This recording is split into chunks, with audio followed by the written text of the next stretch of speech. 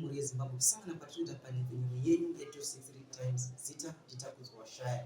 Nhasi tine nyaya inoshungurudza zvikuru, nyaya inoomesa mate mukanwa, nyaya yemukadzi anonzi Lizi Yakata, uyo ari kuti ari kuda kutorerwa imba yake nen'anga yakamurapa yaigara kupindura. Saka tati nhasi tiite hurukuro nemudzimai uyu atiudze kuti ndechipi chakaenda nechimwe, uyezve chii chakazonyatsotora nzvimbo kuzosvika vazosvika pachinzvimbo chekuda kutorerana dzimba.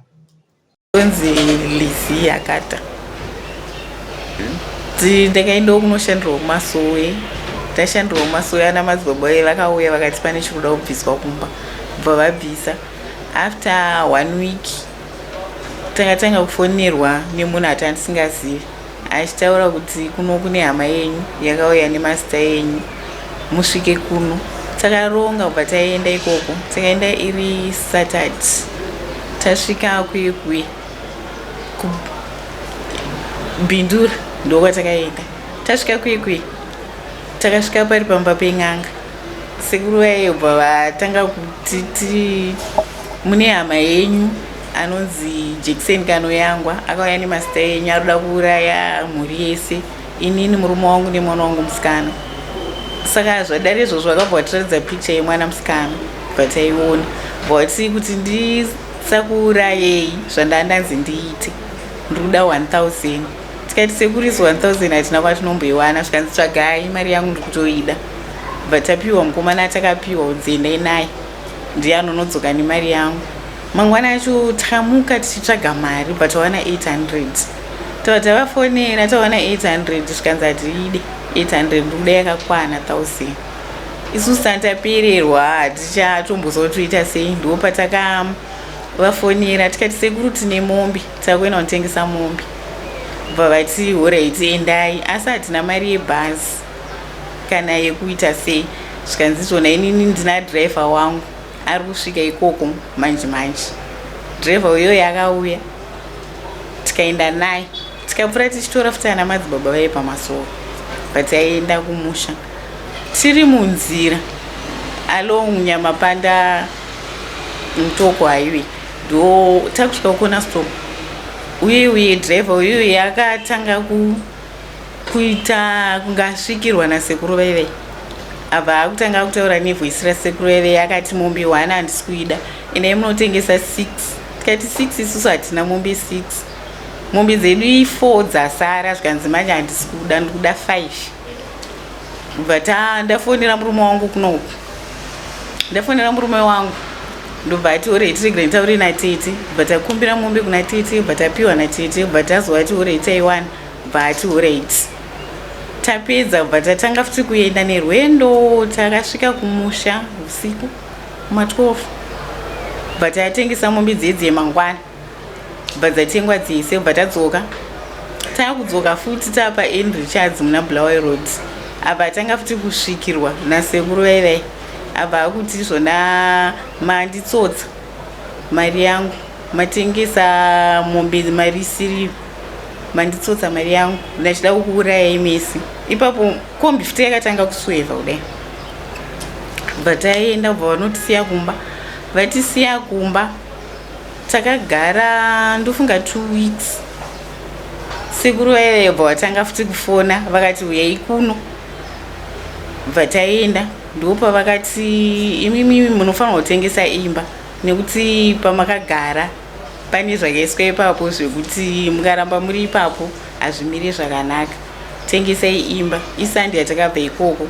Mandi makuseni bva vafona. Mazoita sei? Sei mimi muchiti ndikakuti itai zvandenda taura hamudi. Munoratidza kusada kuteerera zvandotaura.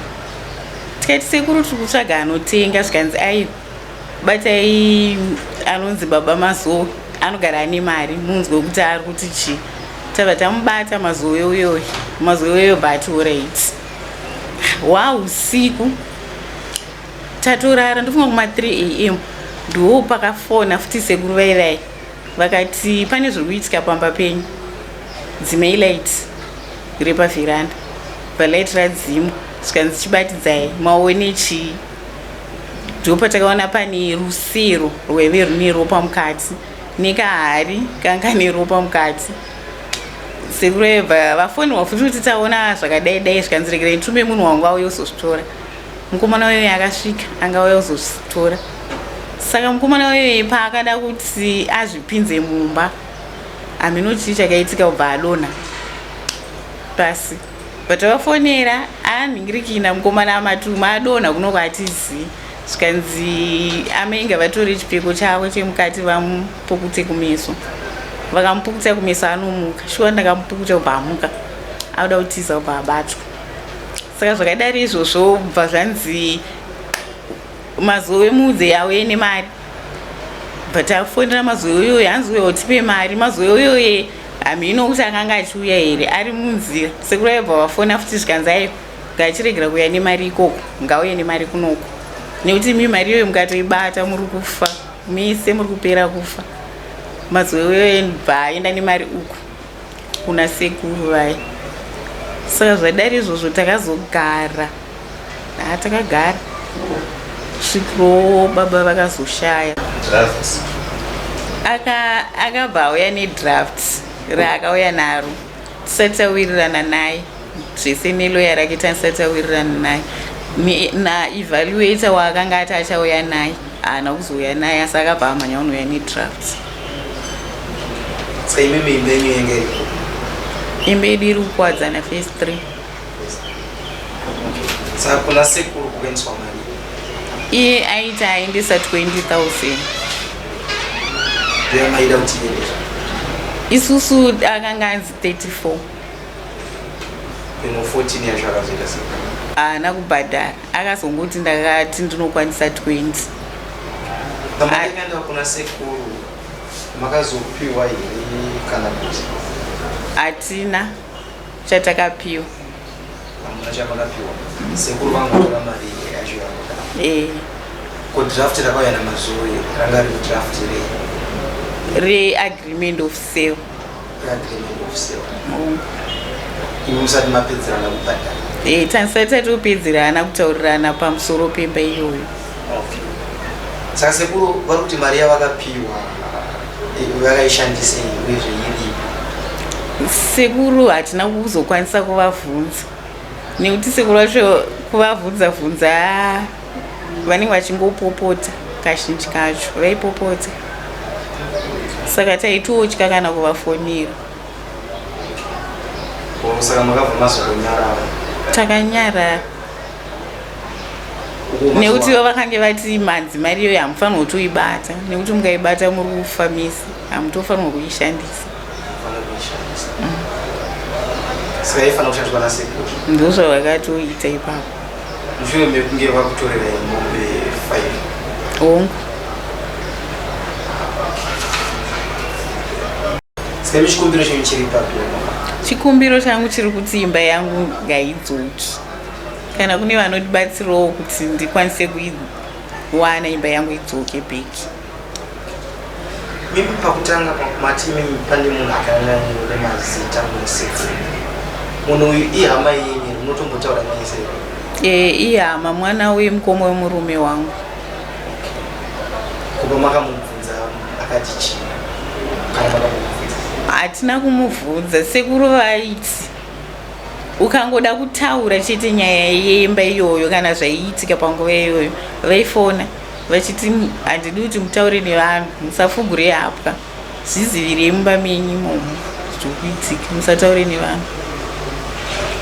Asi ukama hwenyu imimi nemwana wemukoma murume uyu asati aendesa mazita aya kuna sekuru wakanga wakamirisa?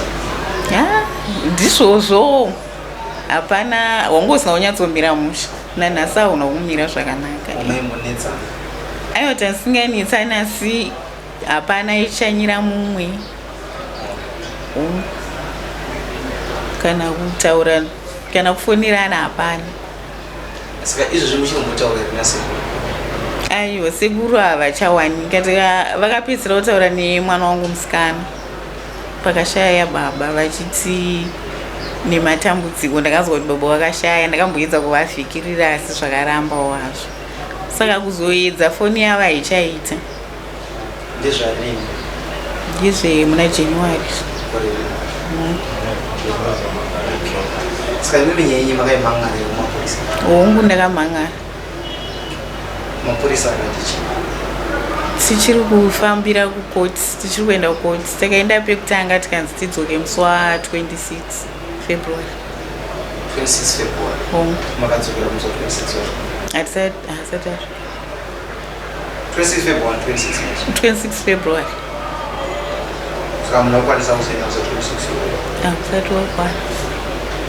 Zvinonzi mwana asingachemi anofira mubereko. Mangozvinzwira muri Zimbabwe. Kune avo vanoda kubatsira Lizi Yakata, munokwanisa kutibata panhare mbozha dzedu isu ve263 times dzachaisa pascreen, or you can just offer your help in the comment section. Till we meet again, I'm Ashaya, and it's bye bye for now.